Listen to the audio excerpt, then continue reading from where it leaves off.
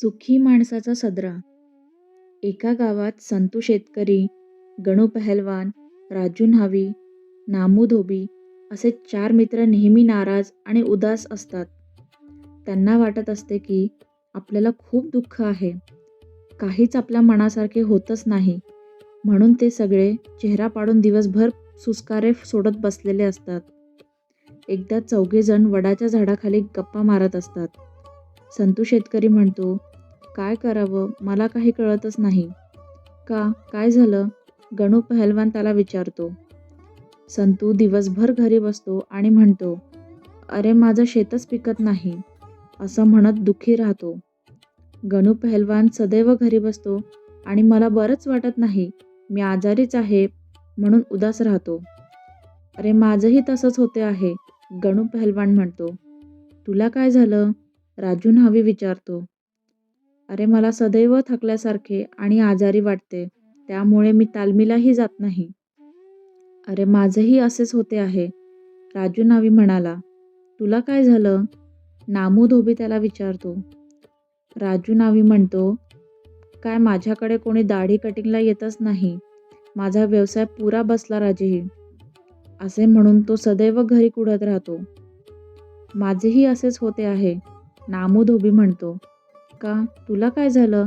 संतू शेतकरी विचारतो. नामू धोबी म्हणतो, "माझा व्यवसाय ठप्प झाला आहे. जवळच्या नदीला पाणी येत नाही. कपडे कसे धुणार?" असं म्हणून ह्या विचाराने तो सदैव घरी बसून राहतो.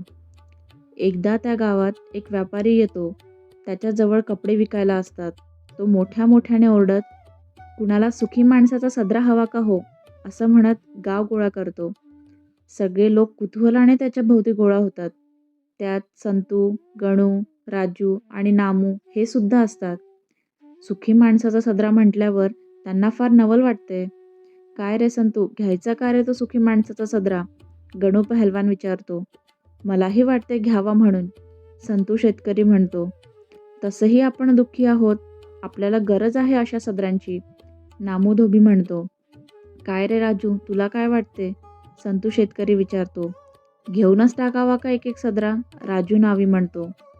असा विचार करून ते लगेचच एक एक सदरा विकत घेतात. पण सदरा विकत घेताना व्यापारी त्यांना सांगतो की ह्या सदऱ्याची एकच अट आहे. हा सदरा घातल्यावर जेवढा तुम्हाला घाम येईल तेवढा हा सदरा तुम्हाला सुखी ठेवण्याचं काम करेल. चौघेही उत्साहात तो सदरा घालतात.